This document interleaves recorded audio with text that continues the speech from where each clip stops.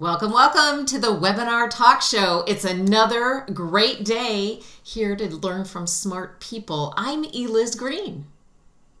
And I'm Tom Singer. And Eliz and I founded the webinar talk show almost a year ago when the pandemic first hit, because we knew that people needed to get information, and there were so many ways that were better than just a talking head over PowerPoint. Right. And Eliz and I believe that in-depth conversations and interviews are one of the best ways to have an engaging conversation full of content that can wow an audience.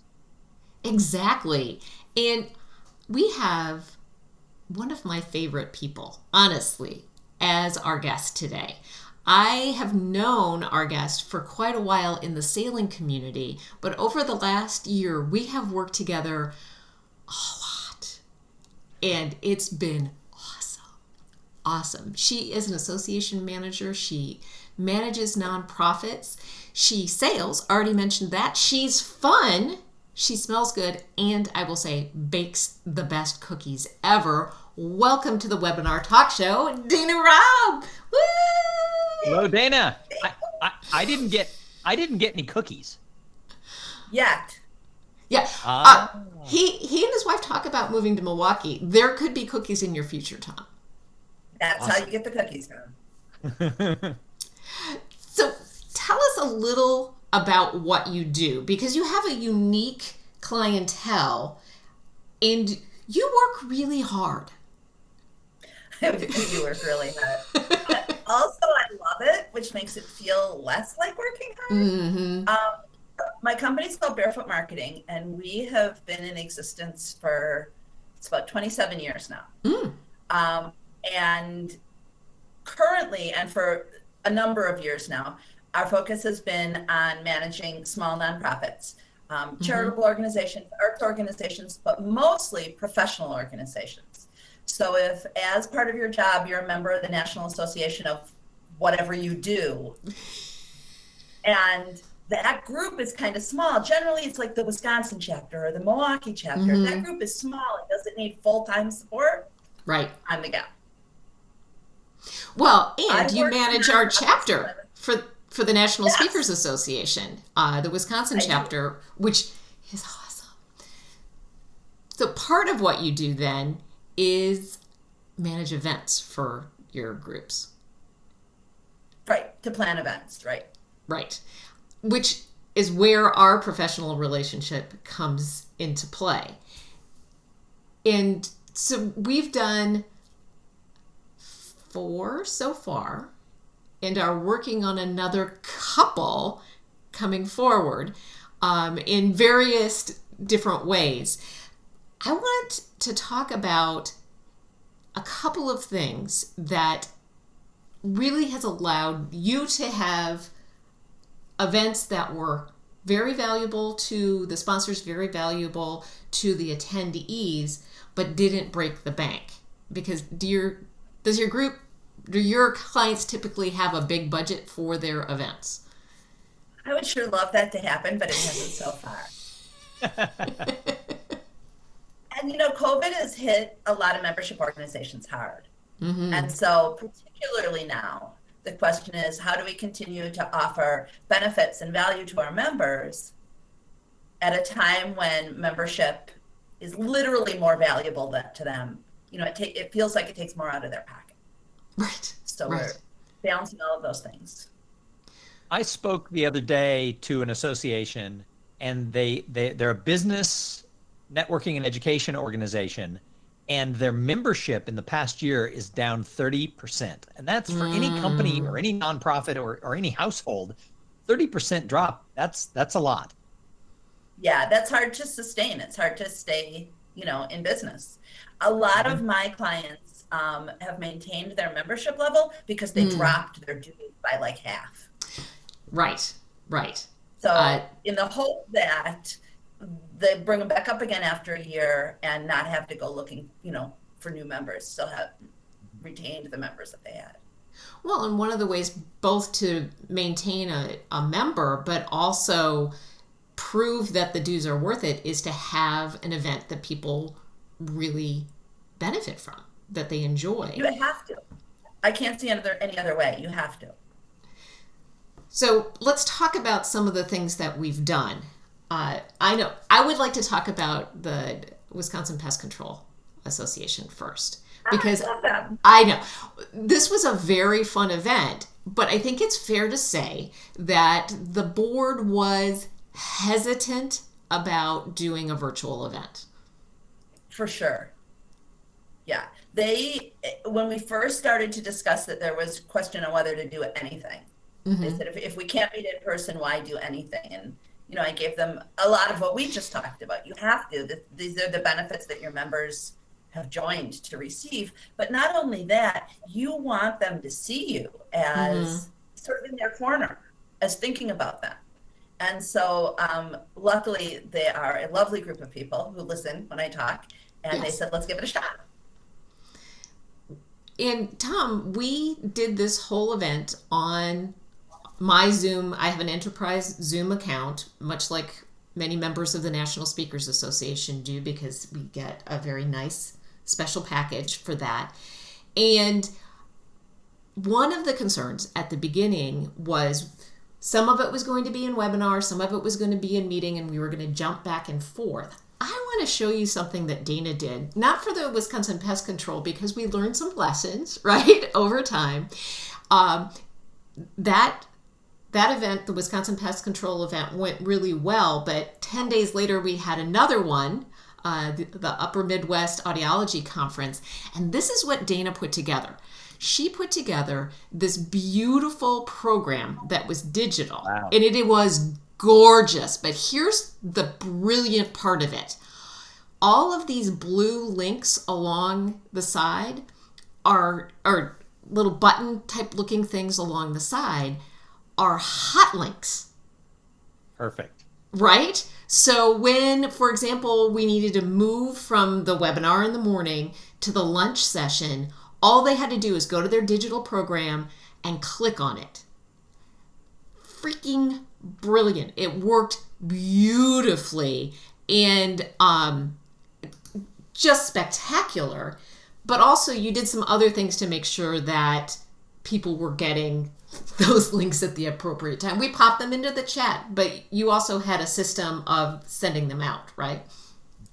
Yeah, so the platform that we manage most of our associations through, which is called Wild Apricot, allows us to pre-schedule emails to go out to the event registrants, to everyone who's registered. So we set it up to send out an email about 10 to 15 minutes prior to the end of the session that said, hey, here's your link for your next session.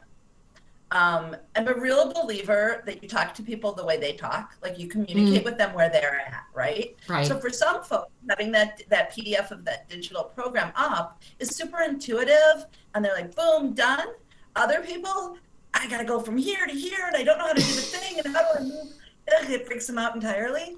And so for those people, I think if you can just go back to your email and click that link, like that's the way that your brain processes the information. It's there, it's good. I want to say something because I don't know if Eliz is going to toot her own horn on this, but she put together this fantastic how-to video. Oh, yeah. In advance for the Pest Control Conference. And we set up 2 sessions on Zoom where people could come on, see what that breakout session format looks like, practice moving between sessions, and they really got the chance, folks who maybe are not so Zoomified yet, to try it out and to have, what did we call it? We called it batting practice, because the conference was called training, so we called it batting practice. And that was another one of those, if you're a hands-on learner, you need to have the experience before you have to get in there. And then for Dana, go ahead. No, I was going to say, I love the fact that you communicated with your people in each association through so many different channels. And I think this is something that oftentimes meeting organizers forget. If they're super techie, they want everybody on the app, and the app is so great. But I was at a conference pre-COVID, and everything was on the app. And somebody didn't have a smartphone, and there was nothing for that person. And the meeting organizer kind of looked at them like, how do you live a life? It's like, oh, that's not the answer. The answer is you prepare for people that they might communicate differently. And they had never thought of printing anything. Mm-hmm. And it was like, wow, I think we have to remember that we have to meet people where they are. So what made you so in tuned to being that way with these groups that you work with?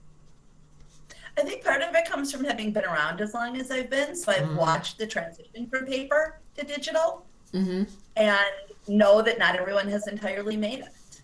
Yeah. You know, it's certainly one thing if you are doing a tech conference, right? But I don't know what to expect from the guys who spend their entire days chasing, you know, mice and bees and other icky things. Cockroaches. I learned a lot about bugs. A lot about bugs. I don't know what their tech level is. And so I think it's disrespectful to make assumptions about what people know.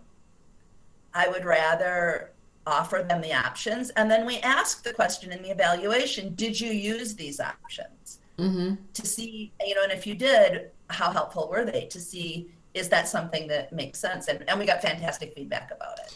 So I think it really just comes with how do I want people to communicate with me, not to make assumptions about what I can do. And so then to treat other folks the same way, like the golden rule. Right, exactly. I want to talk a little bit about providing value for the sponsors, because I know in listening to other event professionals, that is a real struggle right now, is how to convince sponsors that even though we're not face to face, this might actually be something very valuable to actually participate in the event this year. And I think that has gotten easier as we've gotten more Zoomified and they've had virtual experiences. But at the same time, it's also gotten a little harder because they've had bad Zoom experiences. Yes. And certainly, I think in pretty much all of the cases that I've done virtual events for clients, we've lost sponsors. And they've all said 100%, we are back when you're in person, but we just don't have the scope for this digital thing. But the ones who do, and the ones who are willing to be creative or adventurous or go outside their comfort zone, have really, I think, helped me to find ways to serve them well. And so I've, done some surveying and talking to other professionals about what are our sponsors looking for. And it's, this, Eliz, and I'm sure you do too, Tom, it's always face-to-face. Right. It's always they want to get in front of the attendees. And so how do we make that happen? In the case of the two that we just did, it's not so hard. In the case of occasionally you'll have like a CME or a CLE where they don't allow sponsor interaction because they have to keep that separate, a little tougher. Right. But in most cases, we did sponsor lunches where at lunchtime we did breakout sessions, and sponsors of a certain level got their own little breakout room and could talk to folks. The feedback I got from the pest control guys was that one of them said, I met a brand new customer. I met a person there I didn't know, and now he's a customer by the end of lunch. Nice. Right. Nice. It's interesting, Dana. It's interesting you bring up this idea that a lot of sponsors that you've seen are like, we'll come back when it's in person. I was on a call just the other day, and they were saying that their sponsors, they're afraid won't come back when it's in person because they realized how much money they had spent, and now they've found other ways to market. So I've talked to some associations who are worried, be it 2022, whenever, they won't be able to fill their booths again. And my take is sort of, I don't think we know what the future holds until we get there. So it's interesting that you have kind of a different opinion of what I heard the other day. What are you really thinking the future of sponsorship for associations is going to look like? Do you have any insights? I'm thinking exactly what you said. We have no idea what's going on and what's going to happen. And I know Eliz has heard me say this. I say it all the time to clients. Like, you want to survey your members as to whether they want to do it in person a year from now. What do you want to do a year from now? And they go, oh, we have no idea. And your members won't either. Yes, right, right. And so I think that we can say the same thing, and the sponsors don't either. Yeah. They don't know. But my feeling is that we have opened a door that's not going to close. And that what I'm hearing from folks, even small organizations and smaller events and events on very tight budgets, is how can we live stream in the future? Yeah. Even when everybody can get back together, how do we keep a hybrid event?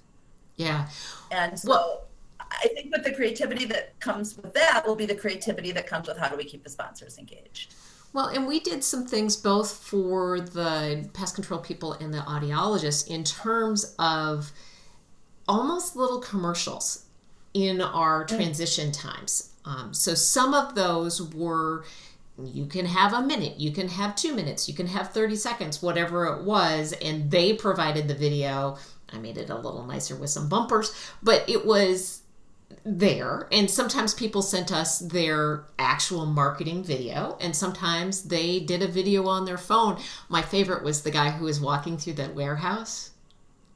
That was fantastic. It was like a steady cam shot with his phone. It was awesome.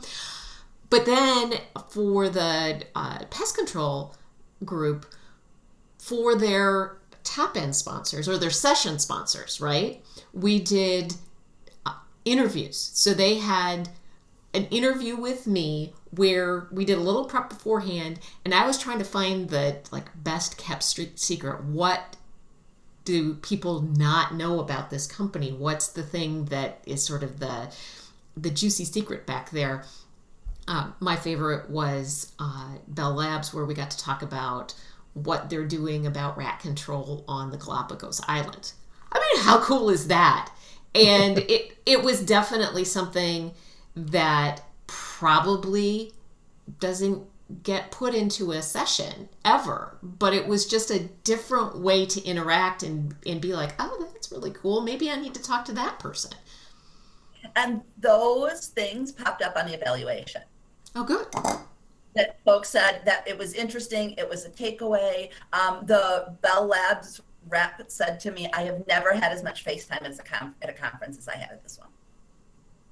Yeah. So I have found that doing interviews with the sponsors that can be used before, during, or after the conference has been some of the best sponsor value that my clients have been able to give to their sponsors. So what are some other sponsor values that you've seen really stand out?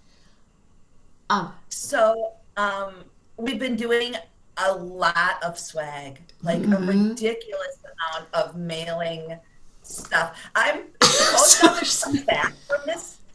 Most office comes back well. I think it's because of Eliz and I think they're doing well in this area. And the nice thing about a beautiful sweat, it's not a bag, it's a box, and sometimes it's multiple boxes, is then I can talk about the things. Like, I love this thing. It's a wine coffee mug. Oops, there we go. So I can talk about it and bring different things out as we're going through the day and just highlight the thing and remind people, oh yeah, that was really cool that I got that. I wanted to talk about this. When I thought this was really brilliant. This arrived in the swag box for the audiology conference, and I pulled it out and I'm like,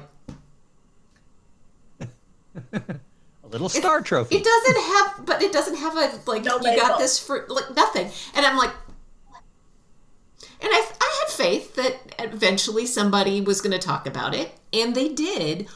One of our first speakers at the end. That's what was interesting, though. It was a speaker, not a sponsor. Right.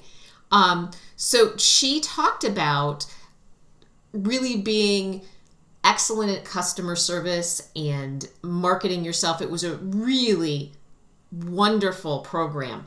And at the end, she talked about how she wanted everybody to pull this out of their swag box and put it on your desk as a reminder to be exceptional every day. And I'm like, why don't I have something like this? First of all, as a speaker, but like, how cool is that there's something going to be sitting on people's desks that not only reminds them of that speaker, but of the conference and the association. Like, wow, that's really cool. And it doesn't have a logo on it, but it still serves as that reminder, which is super counterintuitive to those of us in marketing. Right. Also super smart. But Right. I'm more apt to leave that on my desk without the speaker's logo on it than I would be if it had some sort of a swag thing. And yet you're always going to remember who that speaker was. So my mind as a speaker is kind of twinkling on that as well. I know. It's which is great. It means it was a really good idea. I want to talk, Dana, about the virtual 5K that you're doing. Because speaking of things that are not intuitive. Yeah. So after COVID started, like when we started to get warmer here in Wisconsin, right? So like say last May, last June, I started to notice on my Facebook feed all of these virtual 5Ks. Mm-hmm. And so when, in fact, it was the audiology group said, they normally have a big presence at their state fair, the Minnesota State Fair. And they said, we can't do that this year. State fair is canceled. What can we do that's exciting, that gets people moving? And I thought, well, I'm seeing all of these virtual 5Ks, did a little research, found out that they're ridiculously easy to run because you don't have to you don't have to do anything, right? Basically, people register, you send them something, you're done. And they loved it. Folks got engaged in the idea. It's so simple because you just set a timeline, do your 5K between X date and X date, and post a picture on, social media, tell us how it went, that kind of thing. There isn't a ton of follow-up. There aren't prizes or, finish line kind of stuff. Everybody gets a t-shirt, and then we did a swag bag, like there are sponsors. So the sponsors threw stuff in the bags and all of that. I am now planning my 4th and 5th since October. 4th and 5th virtual 5Ks since October. It's just it's something that people really like, and it engages not just runners, but also, walkers. We always call it a run walk. There's a run walk roll. Nice. Yeah. Yeah. But I think it's been a super smart way to do something simple and something that's fun and, gets you out of the house a little or gets you moving a little. So yeah, 5 of them now. I have a lot of free t-shirts all of a sudden. Well, and the amount of swag that you have going in and out of your house is spectacular. All right. I am looking at my notes to make sure that we covered all of the things that I wanted to cover today, and I think we've done really well. Eliz, do you mind if I add one quick thing? I don't mind at all. I think that the idea, you had said when we started out that this was about how to do a fantastic event on a budget. Mm-hmm. And I think that one of the best things I've heard in the year since we've been dealing with COVID is that creativity is engaged by limitations rather than stifled. Yes. Yeah. And so instead of thinking, we can't do it the way we've always done it, instead just think these are the parameters that our creativity works within. Mm-hmm. But within those parameters, we can do anything we want. Leaves open some really neat opportunities and really wonderful ways for things to happen that never would have happened otherwise. I like that. I like the idea of stretching that creativity within the boundaries of what you can and cannot do. I think the more we think about creativity in this world, the more we end up with good conferences. And the more we say, we've always done it this way, the more we end up with talking heads over PowerPoint. Yes. 100%. Yeah, well, and sometimes you're a little limited to talking heads over PowerPoint if you're doing a continuing education program, which many of the things that we've done together have been. I just want to touch on one thing about how we collected the information for those credits, because that's a trick sometimes. For the pest control, we were having them type their name and certification number into the chat, which worked very well, but here's the hint. You should really it didn't work that well. We should have said, for this program, like this is the program, now put your name in, because Dana had to sort of spelunk in order to get those names. And then for the audiologist, we had codes, four-digit codes that we gave at the end, which was better, I think. It was better. The audiologists report their own continuing education credits, whereas the pest control guys, we report for them. So we need to know if they're there, whereas on the audiologists, they need to be able to prove they were there. So it's a little bit of a different dynamic. But yeah, that's that pest control one we could have done better. Live and learn. You learn. Absolutely. Oh my goodness. We have some fun, Dana and I, we have some fun things coming up, and we'll continue to learn and grow. And we're even talking about what 2022 looks like for one of our conferences. This has been fun. Thanks, Dana. Thank you. And if somebody is thinking, you know what, I have a small association. They don't have to be in Wisconsin. They don't even have to be in the Midwest. You could be anywhere.